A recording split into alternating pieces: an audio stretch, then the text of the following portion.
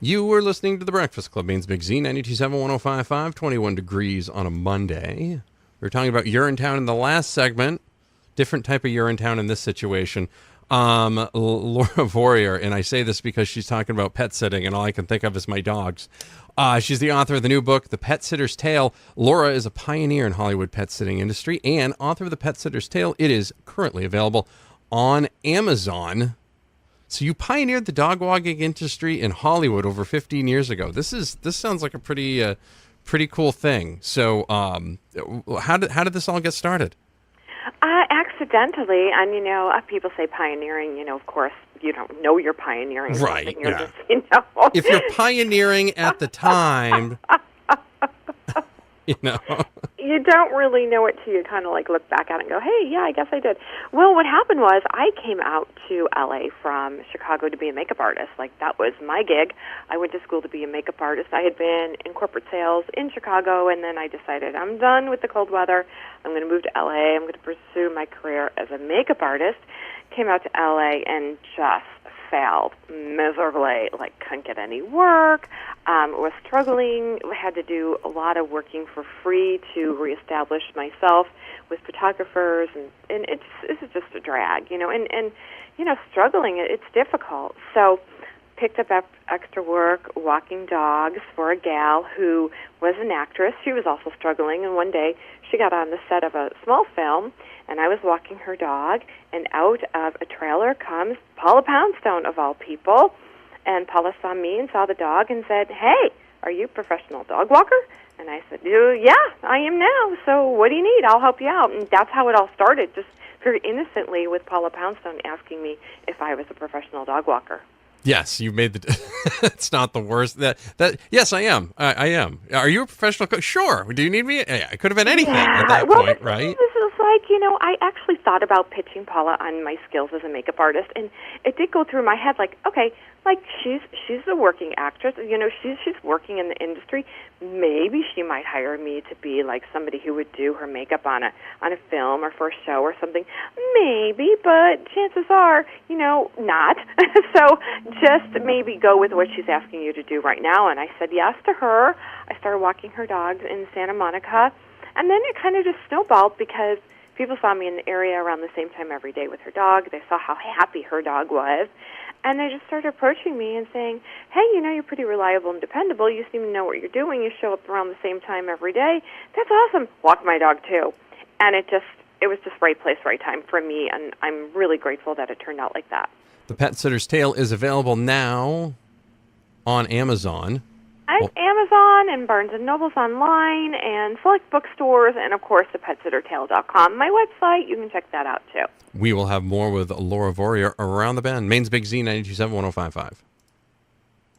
Breakfast Club, Maine's Big Z, 92.7, 105.5. Segment number 2, talking about the book, The Pet Sitter's Tale, with author Laura Vorreyer.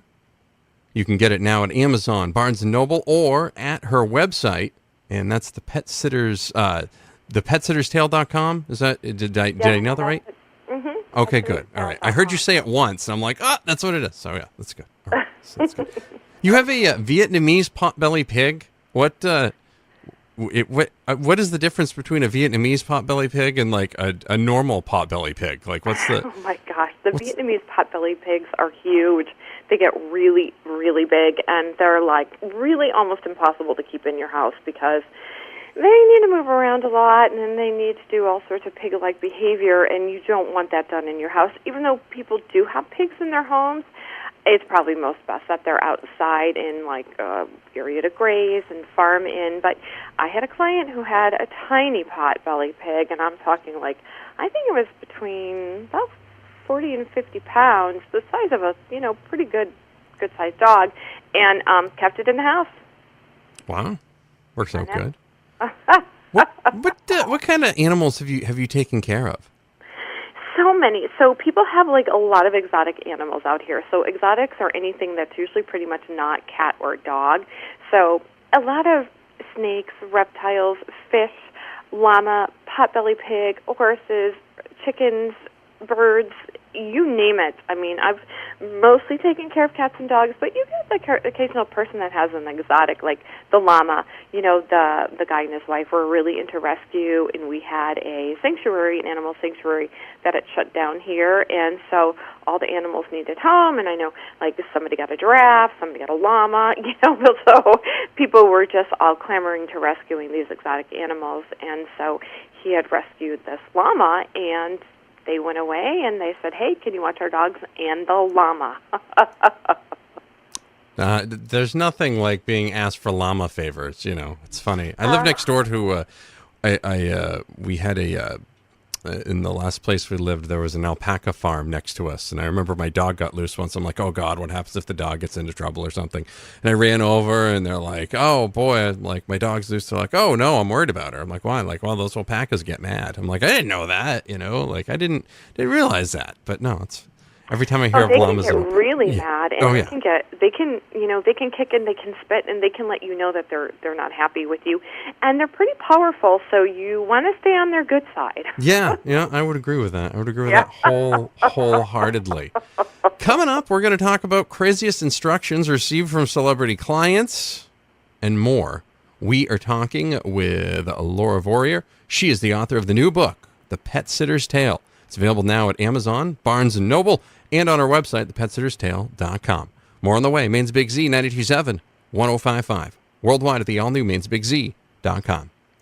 Breakfast Club, Maine's Big Z, 92.7, 105.5. Worldwide at the all-new mainsbigz.com. We're talking with author Laura Vorreyer. She is the author of the new book, The Pet Sitter's Tale.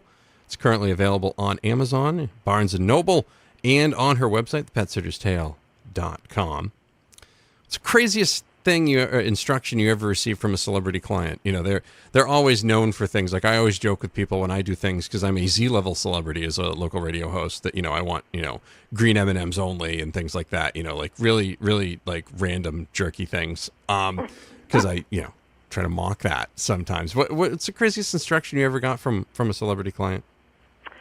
Oh, gosh. I think the craziest is I had a pretty famous vocalist singer, and she had a bunch of dogs, and she had a lot of new songs coming out back in the day, and she wanted me to sing her songs to the dogs while they were eating to help their digestion.